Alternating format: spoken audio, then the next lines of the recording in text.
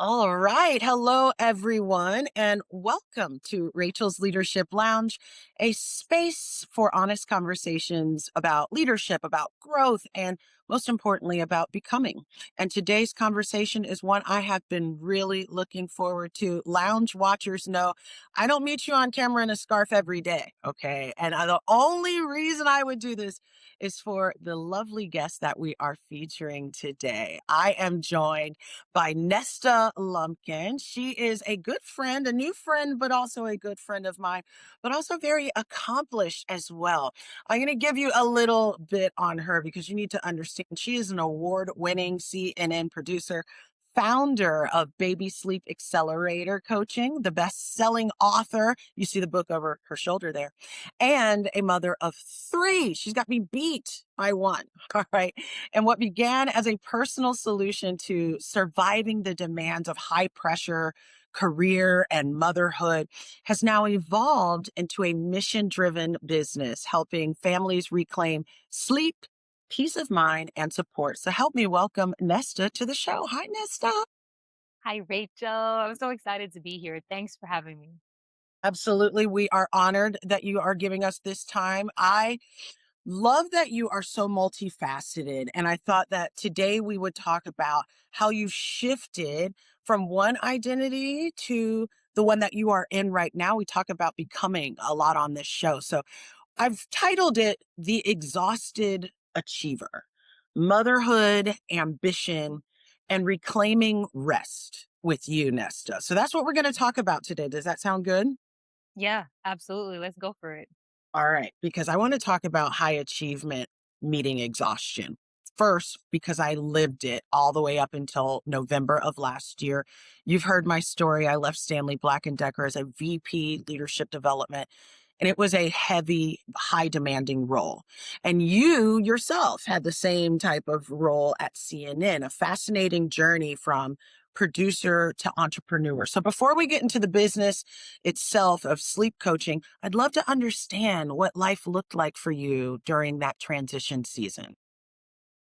Okay, so I'll start a little bit before that and head toward the transition. I was an achiever. So I came to the United States when I was 16. I grew up in Jamaica, and my ambition was to just make a better life for myself.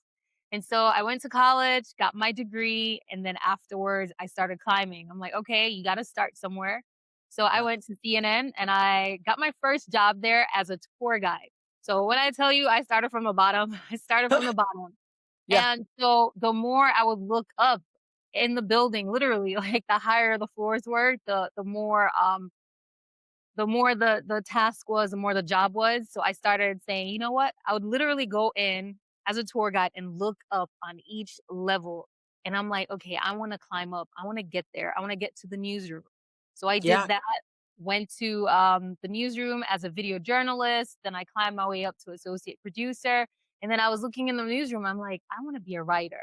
I liked writing, and they have power, right? So we're writing the words for the anchors to say. We're introducing the major players, world leaders, all the newsmakers to the world. So I wanted that, and I just wanted to keep going higher. And then I also wanted to start a family, and so I did. And then a lot of things converged. Yep. So Yep. my ambition for corporate success, financial success, then all that got mixed in with I want the family success as well. Why can't I be the ambitious corporate woman? Why Mm-hmm. can't I be the ambitious mom, successful Mm-hmm. mom, right? Mm-hmm. So I started that, and then things started like intermixing, and I just couldn't figure out left from right when it came to like my ambition. I would go to work when I had my firstborn, and I would just feel like I'm pretending like I'm not a mom. Yeah. I would feel like I had to pretend like everything's okay with me when I'm missing my baby like crazy. And that's Yes. when things started like shifting for me. I was like, wait, I gotta wake up from this. Like, yes, I'm an ambitious person, but this little baby at home needs me. Like, how do I balance like being good at my job? Yes. And it was a demanding position. But still, my baby doesn't care about that. When I come home, she wants all of me. And so that was baby number 1, and then baby number 2, it just kept adding that pressure, that tension Yeah. between how am I supposed to function at work and be there for my babies. Then baby number 3 came, and Woo, baby number 3 3 is a doozy. 2 to 3, I right, hear, is the big leap, right? Whew. 3 was a big leap for me. And, that's when things just started happening, like, I wasn't sleeping well with the first one. Number 2, I started working, like, overnights, and I was like, "Whoa, this is throwing me for a loop." Right. And baby number 3 came. So, eventually, after baby number 3 came, I got let go from CNN. So, we parted ways, and I was just like, "Okay, I wanna be this great mom, but I also want to make my life have meaning beyond just being a mom. So how do I do that? How do I grow financially? How do I remain successful and have a name for myself and do all of this?" So I was at home. I was like, what do I do? Do I go back into corporate America, find a different job, or let me just take stock of what I'm good at? So I like teaching, I like writing, and I was really good at getting my babies to sleep through the night. So I know my answer is long, but I'm giving you No, the this is back. good. Keep yeah. And so I said, well, I'm good at getting babies to sleep through the night. Why don't I pursue this as a business? First, I was like, can it even be a business, right? Yeah, of Because I was course. just helping people. But now I'm like, I need to get value, let people see the value of what I'm doing, and the results is so life changing, and it can help them put a value, a price tag on that, and let people invest in themselves. And it just took off from there. Oh my gosh, could it be a business? As a mother, who first baby was at Home Depot, I was working there in a high demand role as well. If I had known you, I would have thrown you a check so quick to help me learn how to put my first baby to sleep while still juggling a 40-hour a week role, right? And yes, how many parents, probably not just mothers, fathers too, depending on the structure of the household, who's the caregiver, they're dying to know how to effectively and consistently get their babies to sleep. But what I love about your story is the tour guide and how you were looking up to these different levels. I mean, the title of this is about the ambitious achiever. How many of us can relate to that? Like, I remember starting off maybe in a call center, but knowing I want to be a manager, I want to be a leader, I want to get to the next level. I want director in my name, I want VP in my name. So we climb toward those titles and those floors, figuratively and literally. And then you get there and it's completely different than what you expected. You were talking about how after the second baby and third, that just become unbearable. What specific instance or moment can you reflect on where you were like, that's it, I'm going to do my own thing? I think I was there mentally when my third daughter got a major illness. Okay. And I was just, I remember sitting in the hospital room and I'm thinking, okay, so she needs all these procedures done. There's a major surgery coming up. I've Yes. exhausted all my PTO just going to the hospital like every weekend with her for like a Yeah. month.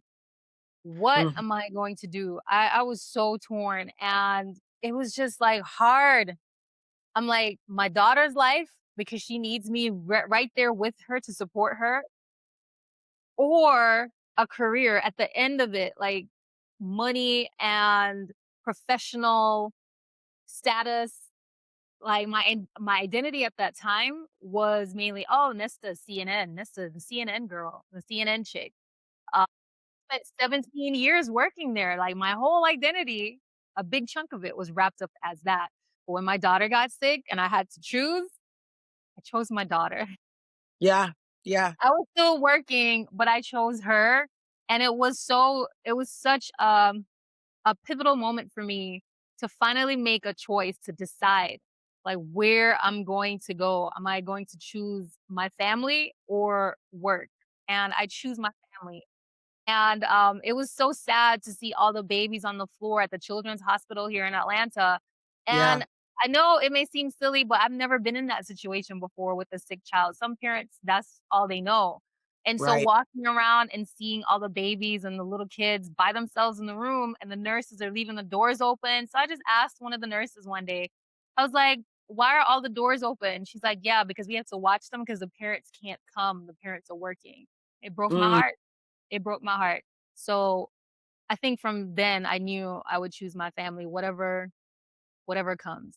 Yes, I mean, of course, that crossroads, a sick child, a sick parent, so many of us, a sick spouse, have faced that, and it's like, no, this is a no-brainer. I'm not going to walk away from my loved ones in lieu of work or for my career. But there is that friction of identity with an organization, even if it's not 17 years. I've been in 3 different large orgs over the span of 15, but it's that prestige of who you are and what you bring to the table that you're very, very familiar with. That was your identity. And then when you shift or when you pivot, all those titles, you're no longer with CNN. You're not the producer. You're not the one who works overnight in the control room. You're not the one who will always be on call. That has to do something to your nervous system, right? Like what did that feel like the first couple of months, if you can be like totally honest with us? It's a big Maybe shift. totally. Yeah, I can be honest.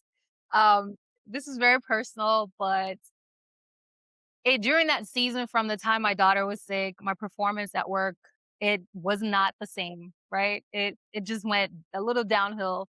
And then I had some major deaths in my family. Okay. And, all this was happening at the same time. I remember one time I was sitting at work, it was like 6 AM, and the screen went blank. And I was just like, "Wow, this must be, like, stress." And I don't know what, I can't see it. It came back, my vision came back in, like, maybe a minute or so, but I was just like, "What is going on?" Mm-hmm. So, in all this process and then getting let go, my whole identity was like a Jenga tower and people just kept pulling the pieces. Yeah. The death of my grandma, my aunt who raised me, my nanny who was like my mom, they all died within months in the same year. So it was like a piece of the Jenga tower and like it felt like I just crashed, like the tower just fell over, my identity fell over. I was like, who am I? If I'm no longer at CNN, and I think I was doing it, all this came up. I think I was doing it to please my all those major female figures in my life because I Yeah. wanted them to be proud of me. Yeah. And so Yeah. I worked really hard, but then I was like, wait, am I doing it for them or was I doing it for me? And Yes. all that Jenga Yeah. tower just crumbled. So my identity. And so like I had to put the pieces back together and build that tower. And I'm still building, but I'm getting there to the top where I am knowing who I am and why I'm doing what I'm doing. So Yes. it's clearer now and it's not clouded by people pleasing, not clouded by, okay, I want to be known just to be known.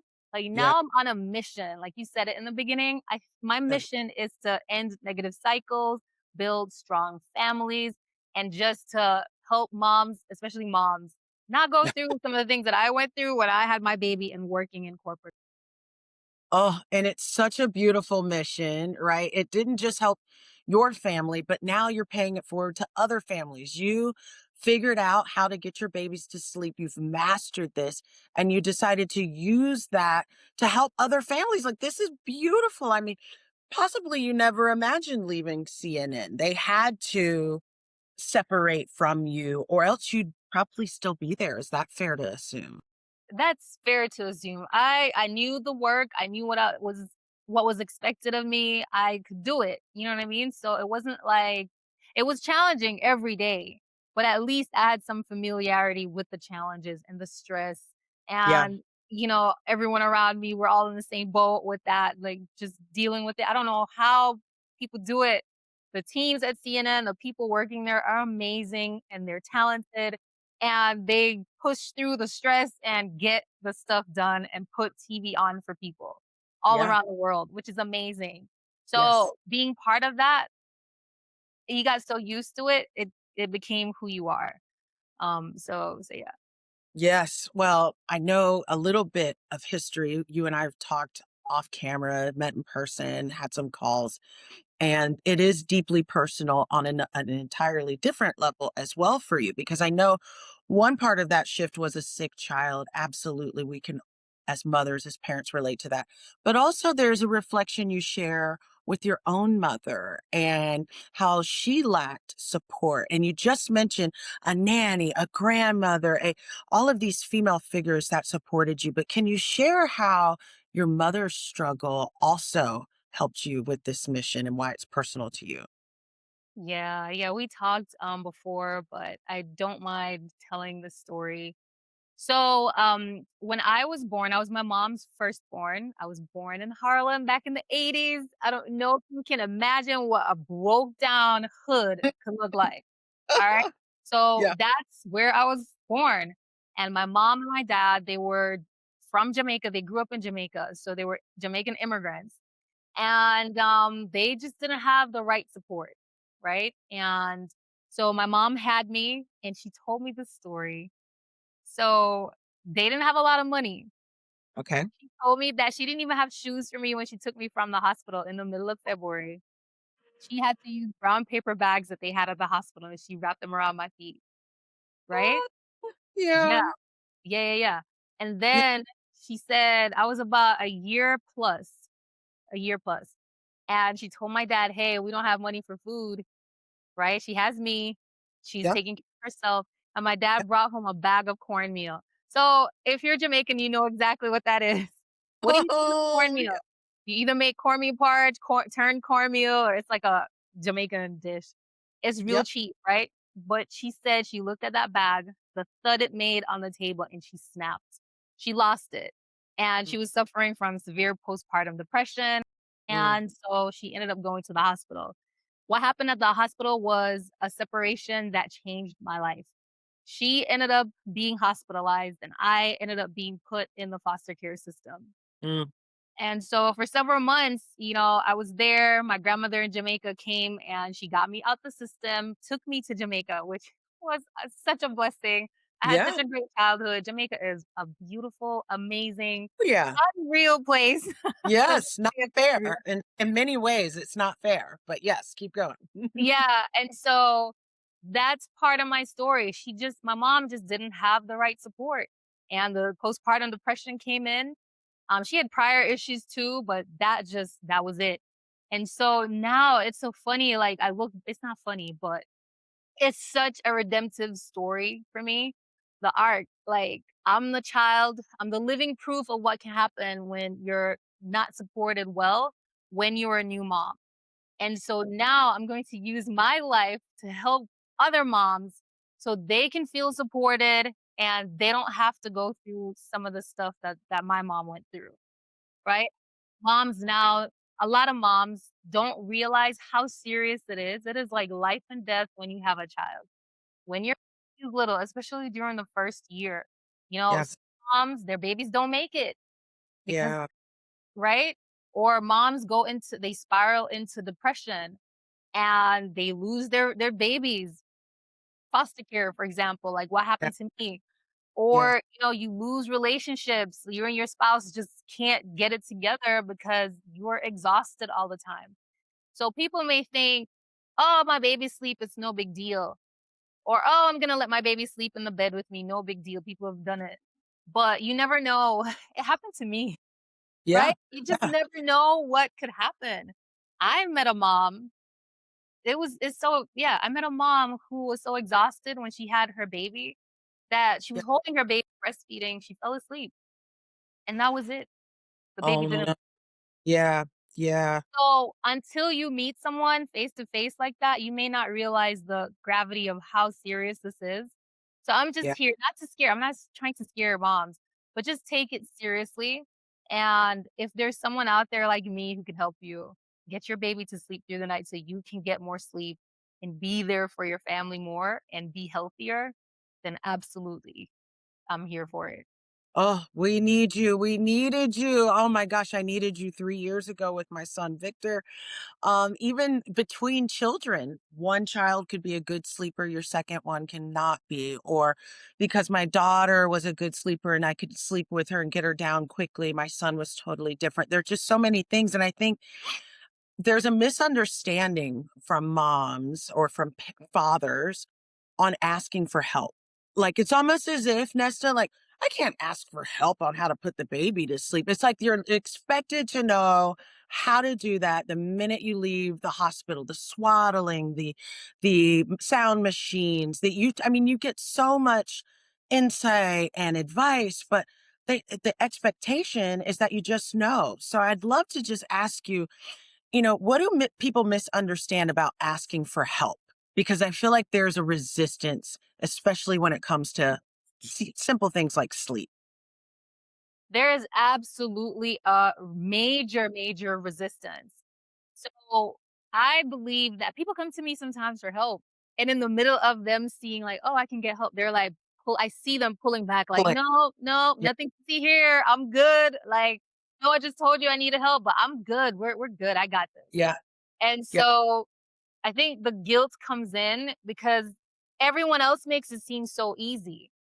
Right. Like, they have That, babies and they gave birth and they came yep. home and they're the perfect mom. They just have that mommy thing. You know what I'm Yep. talking about? Like, Yeah. the baby whisperer, they just got it. Yes. I never had that. I I still wasn't. don't have that. Like, the baby whisperer gene, it missed me. I It just missed didn't. me. But I was okay. I've always been okay with saying, "Hey, I don't know. I don't know something and I need help." But I think a lot of moms, especially moms now, with all the information online, it's like Yes. expected. Like, if there's so much information everywhere in your face, how come you can't get it? So it's like Yeah. the information is incriminating you. The Yes. incriminate the information is condemning you. Like, how come you can't get it? It's right here. Look at all the 10 million TikTok videos and the Instagram videos and YouTube channels. You should get how to swaddle a baby. You should know what this means when your baby has this rash. You should definitely Yeah. know. When you don't know and you call me, you're telling me I just don't know what I'm doing. It Yeah, freak out. yeah, that's because all the information in the world will not give you that human to human connection. That Yeah. teaching that I love to do is me and you talking face to face, and I'm guiding you. Like, hey, mama, I've been there and I can Yeah. help you. So, no, you are not a failure. It's just too much information. It's information overload. And what I teach moms is you have all the right things. I'm just going to show Yeah. you how to put it together. I figured out like how to set up good conditioning practices that you can Oh, break old habits that you don't like when it comes to your baby's sleep. And you yeah. can build new ones that you're just so pleased with because this is something that you created with your baby. It's like a special connection between you two. And the more Yeah. special connections you have with your baby, this is one of the things people don't realize. The more Yeah. connection you have, the better your baby will sleep. Less anxiety or separation anxiety because they know that they're connected to you. So when it's time for sleep, they're like, okay, I got it. I'm loved. I can go to sleep now. Oh, wow, this is deep. What just hit me as you said, you partner with, I mean, like on an intimate level, face to face, one on one. Hey, I've got you. I've been here. I've done it. You can too. You have the tools. One of the things that just hit me is this isn't just about the baby sleeping, because when the baby gets to sleep and that connection is strong, the mother gets to rest. Now, I can reflect, and I know you can too. The best part of your day is when your child is napping and when they are sleeping all through the night. And if that's disrupted or it's cut short or it takes longer to get them down, then you're exhausted and then you start doing laundry and you start doing other things. One of the things I want to ask you, Nesta, is why is exhaustion worn as a badge of honor? Where when the baby is sleeping, we should be sleeping, but yet that is when many women work or catch up on things or try to handle tasks or answer text or phone calls. Like, What are we sacrificing when we refuse to slow down? You're sacrificing everything. You just can't see it. At the moment, you think what you're doing is normal because it's been normalized, especially in this country. It's Yeah. been normalized to keep going, going, going because striving means that you're making it. You're making a certain amount of money when you strive, right? And Yep. so we have success tied to how much you can strive. And when it comes to motherhood, you will realize sooner or later that everything that you knew or thought you knew will just be flipped upside down, Yeah. right? Yes. So in other countries like South Korea, I love how they handle like maternity. So when Okay. you have a baby for culturally for a month, you are isolated, like not isolated in a bad way, but you get support. You get lots of help. They have like centers where you could go with your baby and they teach you. Yep. They have like professionals, nurses on staff to help you care for your baby. So it's like a period for you to just isolate, bond with your baby, learn how to be a mom and take Yep. care of a baby. In Europe and all over the world, America is like one of the most industrialized countries that does not provide like more maternity leave, right? Mm-hmm. Or Mm-hmm. parental leave. And like my sister lives in London, she got a year for each child she had, a year to stay home and bond with the baby, figure out everything, rest, heal, all of that, right? Here in the US, 6 weeks. You Yeah. gotta go back. Some moms go back to work after 2 weeks after giving birth. Yes. And so it's just we think and we don't even take vacations in this country compared to other countries. Spain, for Yeah. example, siesta in the daytime, like, we can't even Yes. imagine that because we're taught to just work, work, work, work, work. Yeah. When you have a baby, you will burn out. You won't know what will hit you when 3 years in, you're just like, "I'm crashing." Your high Yep. blood pressure is gone you have high blood pressure, you Yes. have, you're getting diabetic, your heart is Yeah. having problems. You're like, "Wait, I'm, like, in my early 30s or my late 20s, like, what is going on?" That's because you spent all the early years just being exhausted, thinking you can wing it and ride it out and wait till your baby figures it out, and that will take a toll on you and you don't even realize. Midlife crisis, some of that is just you not resting early or Yep. continually throughout your journey. You're just going, going, going, going, gone, right? Mm. Eventually. So you don't have to work yourself to the grave. You can learn to rest. That's what I provide moms. If you're hearing me and you have a baby and you're on the fence about should I get them to sleep through the night? Is it worth it? Yes, it's absolutely worth it. Yes, it is. Yes, it is absolutely worth it. And we have the tools already within us, according to Nesta, and she can help you put them together so you can get the rest you probably so desperately need. I know I needed it. And there's a guilt of, well, if I sleep while the baby's sleeping, I can't sleep in the middle of the day. There's so much I need to do.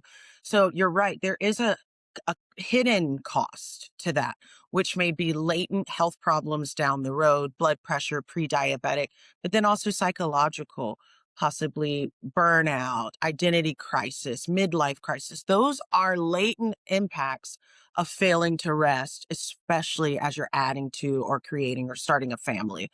So I love this. And we talk about leadership on this show.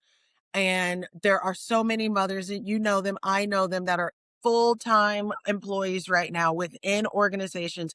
They may be new mothers, they may have 10-year-olds, teens, doesn't matter. I would love to ask you, what leadership lessons has motherhood taught you? Motherhood has taught me forgiveness. Ooh, yeah. Yeah, like I've been on a forgiveness tour for the past 2 months. A tour? Not a Yeah. tour? So motherhood slapped me in the face with how much when I realized how much I was pouring into my children, that's when all the stuff from my childhood started coming in. So Yeah. I would be pouring my all, like for bedtime, for example. That's our favorite time in the Yeah. day in our family for me and my Yeah. husband because we're like, yes, it's You go done. to bed. Sleep and we get to just hang out. Yeah. But we love reading, we love telling stories. I tell them stories about my childhood. My husband does too. They love it. So if you run out of ideas of what to say to your child, just tell them Yeah. stories. Right. Okay. And so the more I would pour into my children, the more I realized some of the lack that I had growing up Mm, and how mhm. messed up some of it was, you know what I mean? Not the public side, but the Sure, private stuff. And that's sure. when I realized I have to forgive the people who raised me. I have to Mm, forgive my own parents.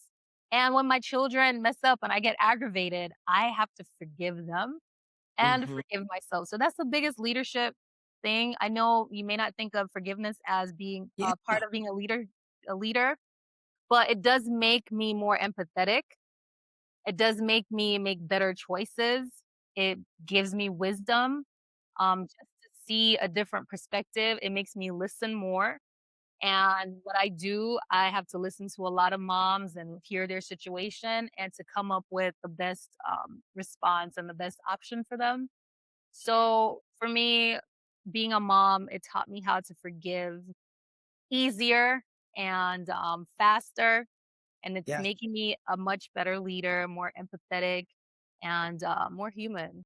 Yeah. Oh, it's beautiful. It's empathy, it's emotional intelligence, and even patience, right? When it's comes to forgiving our children, I mean, my gosh, you really learn patience. My son loves to take the markers and color things he's not supposed to. And so he doesn't know that the house is not his canvas. And even though I've got to come behind him and clean it up, it's like he'll say, "I'm sorry, mommy. I'm sorry. I'm sorry." You can tell he's atoning. He feels bad for what he's done. And you have to have the patience to go, "It's okay." Even though it's the 100th time you've colored on something you shouldn't. It's patience too. So you're right. It absolutely ties to leadership. And this brings me to my signature question. Every time I have a guest on the show, I love to ask, what did you have to let go of to lead at the level you do today? I had to let go of people pleasing. Mm, mhm. I really had to let that go and stop worrying about what everybody else is thinking about what I'm doing, what other people will say about me making this leap into entrepreneurship, into helping moms. Despite whatever people might think, like, "Oh, that's I've never heard of baby sleep coaching. Like, what is that? What is she doing?" Yeah. I have to know that this mission has purpose. Moms are getting great results. Like the transformation is real and I'm helping people live better lives. And so once I could just hold on to that vision and pursue it, then that's what matters. So I had to let go of that, and if you're in that boat of people pleasing, let it go. Oh, we're all there in a way, Nesta. There's always somebody in our life that we're, even if it's just our family or a leader that we report to, right? It's such an important lesson. People pleasing can be disguised as being helpful or being a team player or being someone you can count on, but it's also self betrayal in some ways. So I love that you highlighted that one because I'm sure there are so many listening that struggle with that. And it's about advocating for yourself too. So even despite, I'd love to help. However, I've got to draw this line in the sand. So people pleasing. Beautiful. All right. Well, we're coming up on time. And one of the fun things we like to do on this show is what we call the lightning lounge. I'm just going to give you a couple of quick questions. And we just want to know off the top of your head what comes to mind. Are you game? Are you ready to do this? What do you think? Let's go, I'm ready. Let's go. All right. The first one, I love that you focus on motherhood, Nesta. And I would love to know, what is one word that describes motherhood? Adventure. Ooh, adventure. So true. Woo. All right. Rest or hustle? I'm torn, I was torn on that. I've been asked that before, and at times my answer would change. So right now, I would say hustle, so I can enjoy the rest more. So hustle. There we go. Oh, that's a good one. There we go. A little bit bridge of both. All right. A belief about success you no longer hold. That success is all about money. Money is important. Don't get me wrong. I have children. We gotta eat, right? Money is important, but you can't just work. You have to find the value of why you do things. That's more important to me. Yes, I still want money, so I'm not saying money is not important. But yeah. Yeah. Oh, I love it. All right. Something women need permission to release, Nesta. Whew. Women need permission to release. I guess this would go back to what other people say about you. The negative stuff. Release all the negative stuff. They're all lies. I mean, constructive feedback and criticism, that's good, but all the unnecessary negative things, lies. Release it. Let it go. All right. And then the last one, what gives you peace today? What gives me peace today?